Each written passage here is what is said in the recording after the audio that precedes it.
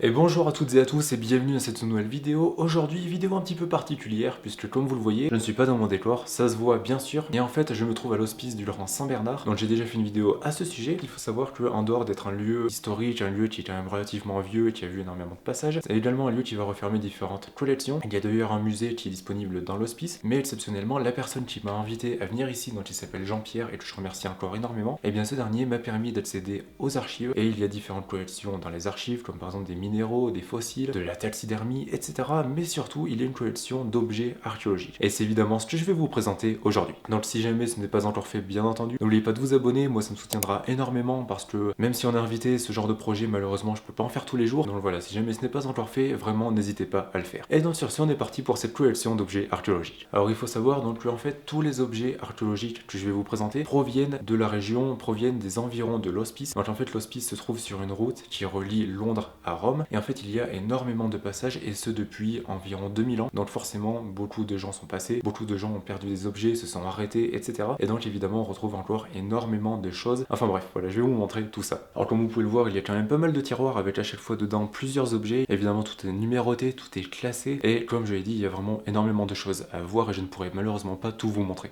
Donc voici par exemple pour le premier objet, en fait il s'agit d'une sorte de plaque de métal, probablement du cuivre ou du bronze, sur lequel il y a inscrit différentes choses. Alors malheureusement je n'ai pas à quoi ça correspond exactement, je suis désolé, j'ai pas la description. Mais voilà, c'est quand même assez sympa et évidemment donc c'est un objet qui est bien sûr assez important et surtout évidemment il y a quand même des choses inscrites dessus et tout, donc c'est forcément très intéressant. Ici on a par exemple une fibule qui est franchement très belle, qui est en très bel état. Également et malheureusement je ne sais pas trop à quelle époque ça correspond. C'est évidemment d'époque romaine bien entendu. Malheureusement je ne peux pas en savoir plus et je ne peux pas en dire plus bien entendu. Ici on a encore une fibule par exemple, voilà celle-ci un petit peu plus grosse.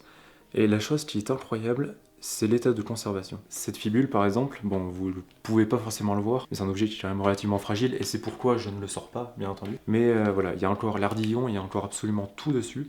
Et évidemment, avoir ce genre d'objet en main, et ben déjà c'est quand même assez cool, et surtout c'est assez impressionnant de voir à quel point et ben c'est encore assez bien conservé. Donc voilà, c'est vraiment intéressant. Une nouvelle fois, merci à Jean-Pierre pour pouvoir me permettre de faire cette vidéo. Donc voici encore une autre fibule, celle-ci quand même d'une taille beaucoup plus importante. Donc voici par exemple par rapport à ma main, c'est vraiment une fibule assez grosse. Petite parenthèse par rapport aux fibules, tout simplement en fait c'était des objets, c'était des sortes d'épingles à nourrice en fait, qui permettaient de tenir les vêtements. Par exemple ça pouvait permettre de tenir les toges, les capes, etc. Donc voilà, c'était quand même quelque chose de relativement utile et ça permettait en fait juste de tenir les vêtements. Après il y a encore énormément d'autres fibules, je vais pas tout vous montrer bien sûr parce que la vidéo risque d'être quand même assez longue. Et donc voilà pour les fibules. Donc maintenant on passe sur un objet bien plus différent. En fait il s'agit d'une sorte de statue en fait, enfin un morceau de statue. En fait il s'agit d'une sorte de bras qui tenait probablement une épée comme vous pouvez le voir. Donc c'est très intéressant. Pareil je sais pas exactement de quand ça date mais vraiment l'objet est vraiment en très bel état en fait. Bon il est cassé bien entendu mais quand on voit les détails et tout c'est vraiment en très bel état. Je ne sais pas si vous pourrez le voir à la caméra mais dessus on peut voir les veines des bras et tout ça.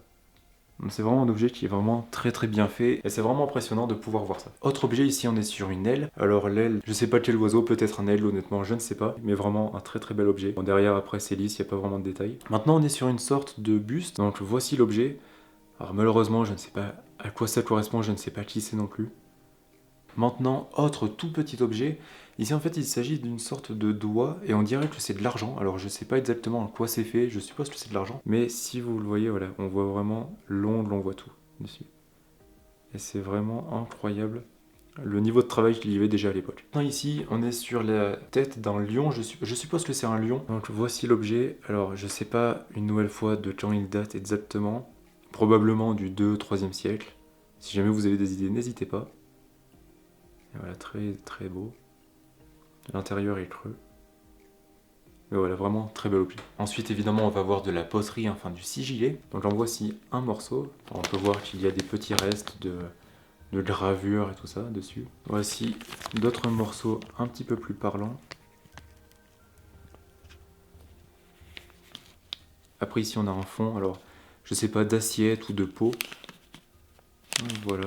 Alors ici on a un objet qui est vraiment en meilleur état. Je sais pas exactement ce que c'est, probablement un ustensile pour pouvoir mettre des aliments dedans ou par exemple comme une sorte d'assiette ou une sorte de plat. Alors quand les objets sont assachés, j'évite de les sortir bien entendu. Enfin, je suis désolé pour les plans mais voilà, j'espère que vous verrez quand même un minimum.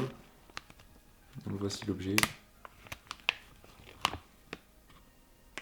Franchement quand même bien conservé. Alors il y a quand même 2-3 endroits qui sont cassés et tout, mais franchement, très belle conservation. Donc ici, on a des sortes de cols d'amphore. Donc en voici un exemple. Voilà, pareil, en bel état quand même. Bon, malheureusement, l'amphore, enfin le reste de l'amphore n'est pas présent. Et voilà, on peut voir encore la trace de la anse. Donc ça, c'était probablement, je vous mettrai une photo si jamais je retrouve ce que c'est, mais une sorte de petit récipient pour pouvoir mettre par exemple de l'huile, de l'eau ou du vin, et en fait tout simplement une sorte de carafe. Je pense que c'était ça, à confirmer bien entendu. Alors maintenant ici, et je vais faire très attention pour vous le montrer parce que ça a l'air quand même assez fragile, on a une lampe à huile qui malheureusement est cassée et qui a été restaurée. La voici. J'évite de trop la pencher bien entendu. Mais voilà, pareil, très très bel objet. J'ai toujours rêvé d'avoir une lampe à huile comme ça. Alors je ne sais pas qui est le personnage dedans. Ça me fait penser à Pan, le dieu de la nature, mais je suis pas du tout sûr. Mais voilà, vraiment très très bel objet. Alors on a ensuite ici en fond une sorte de bol, probablement. Alors pareil, quasiment complet, bon, cassé ici bien entendu, mais sinon quasiment complet. Alors, pareil, très intéressant bien sûr.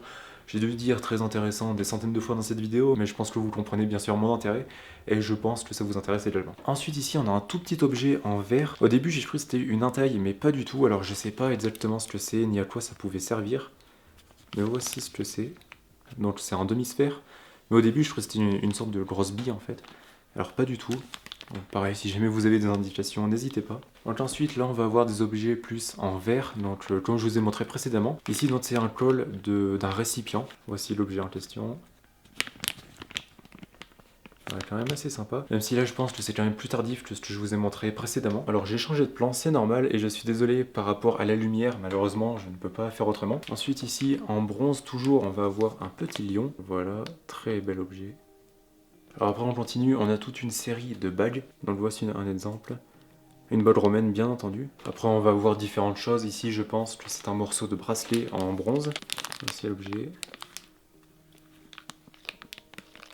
Alors ensuite ici, objet vraiment très intéressant, et pareil comme la lampe à huile, j'ai toujours rêvé d'en avoir. Il s'agit en fait d'une dentaille. La voici, alors malheureusement je ne sais pas si vous le verrez, mais dessus c'est une sorte de sphinx ou une sorte de lion. Alors je suppose que c'était une entaille qui était posée sur une bague, donc vu la taille, si vous comparez par rapport à mon doigt, ça correspond à peu près à la taille d'une bague. Et par contre, petite parenthèse, c'est bien un lion dessus et c'est pas un sphinx. Et je pense que ça servait, vous savez, de tampon. Alors j'ai perdu le nom au moment où je tourne cette vidéo, mais avec la cire et tout ça pour marquer une sorte de signature en fait. Donc voilà, je pense que ça servait à ça. Maintenant, objet très différent et honnêtement, je sais pas si c'est romain ou quoi, ou de quelle époque ça date parce que ça me paraît plus récent. Mais on est sur ce que je suppose être une poignée de porte en fait, tout simplement. Donc voilà, on met la main ici, on tourne, voilà. Je suppose que c'est ça. Après, ouais, n'hésitez pas à me dire ça dans les commentaires si jamais vous avez plus d'idées. Et je vous le rappelle, mais malheureusement, alors Jean-Pierre, la personne qui s'occupe de cette collection et qui m'a autorisé à venir ici, n'est pas là malheureusement aujourd'hui, donc je présente cette collection un petit peu à l'aveugle, et malheureusement, je n'ai pas plus d'indications, donc voilà. Je suis désolé si tout est un petit peu flou, mais je ne peux pas vous en dire plus malheureusement, et surtout, j'ai pas envie de dire de bêtises. Alors ensuite, ici, on est sur une pointe de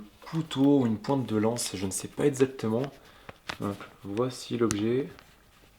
Le tranchant est quand même un petit peu abîmé, évidemment, ça c'est normal, mais franchement, en 2000 ce que c'est encore, et par rapport à la fragilité de l'objet, honnêtement, c'est quand même incroyable de pouvoir avoir des objets comme ça, et un aussi bon état encore actuellement et encore aujourd'hui. Alors ensuite ici, on va avoir un clou. Alors c'est tout bête, mais c'est un objet que je trouve vraiment très intéressant. Donc voici la taille du clou. Voilà, par rapport à mon doigt, c'est vraiment énorme. Et bon, évidemment, alors il y en a plein d'autres. Malheureusement, je peux pas tout vous montrer parce que ça prendra un petit peu de temps, bien sûr. Et voilà, vraiment très intéressant comme objet. Pareil, ça, j'ai toujours voulu en avoir. En vrai, si jamais c'était pas aussi compliqué d'acquérir des objets archéologiques et tout ça, je pense que je commencerai une collection. Alors, objet très différent de ce que je vous ai montré juste avant. Il s'agit d'une hache, donc en pierre en fait. Donc c'est un objet qui ne va pas dater de l'Antiquité ou même de l'âge du bronze, mais probablement plus bien de l'âge de pierre, hein, comme on dit. Donc, d'il y a plusieurs milliers d'années avant Jésus-Christ. Et donc de ce qui est inscrit sur l'étiquette, donc c'est une hache qui provient des États-Unis, donc du Missouri plus particulièrement, et qui a été donnée en fait pour une famille à l'hospice du Grand Saint-Bernard. Alors on repart sur une pointe de flèche, très belle pointe de flèche. Comme vous pouvez le voir, et pareil, en assez bon état quand même. Et donc, nouvel et dernier objet, et j'arrêterai là cette visite de cette collection parce que, je vous le rappelle, mais il y a vraiment énormément d'objets et je ne sais pas quoi vous montrer, quoi ne pas vous montrer en fait. Mais du coup, pour cet objet, eh bien tout simplement, alors là, ça ressemble pas à grand chose, on va pas se mentir, mais en fait, il s'agit d'une tuile.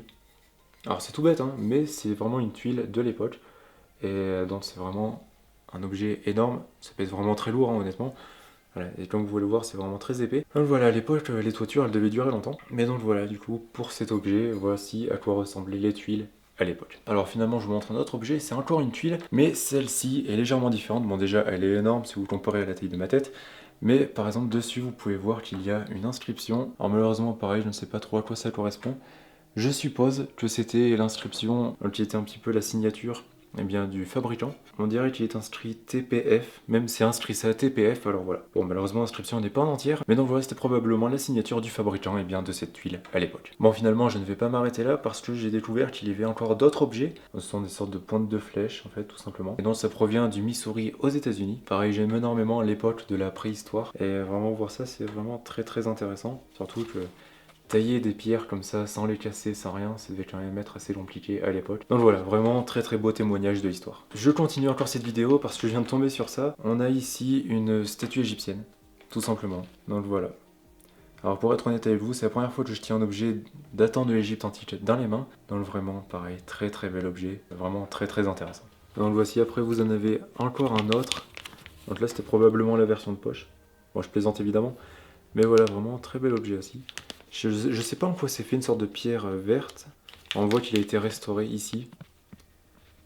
Mais voilà, mais vraiment très très bel objet également. Et donc voilà, cette fois-ci je m'arrête là. Il y a vraiment encore énormément de choses à voir, mais malheureusement j'ai pas trop le temps et surtout j'ai d'autres vidéos à tourner, d'autres choses à faire. Mais donc voilà, du coup pour cette collection, j'espère vraiment que ça vous intéressait. Encore un grand merci à Jean-Pierre qui m'a permis d'accéder à cette collection, qui m'a permis de venir ici. Sans lui, évidemment, cette vidéo ne serait pas possible. Voilà, encore une nouvelle fois, un grand merci à lui. Sinon, comme d'habitude, vous retrouverez dans la description le lien vers mon site internet empiredesmonnaies.fr. Dessus, vous y retrouverez plusieurs centaines de monnaies romaines en vente. Il y a des féodales, des royales, des grecques, des gauloises, etc. Il y en a pour tout le monde et pour tous les budgets. Donc, si jamais ça vous intéresse, c'est le premier lien dans la description. Également, et comme d'habitude, n'oubliez pas de liker, de vous abonner et d'activer la cloche de notification. Et bien sûr, n'oubliez pas de partager cette vidéo autour de vous, puisque je vous le rappelle, mais ce genre de vidéo, je pourrais pas en sortir tous les jours. Et enfin, évidemment, si vous êtes encore là, et bien déjà merci beaucoup. Et puis marquez archéologie dans les commentaires, comme ça je saurai que vous êtes resté jusqu'à la fin de cette vidéo. D'ici là, je vous souhaite une bonne journée ou une bonne soirée, prenez soin de vous et de vos proches, et puis on se voit dans une prochaine vidéo. Allez, salut!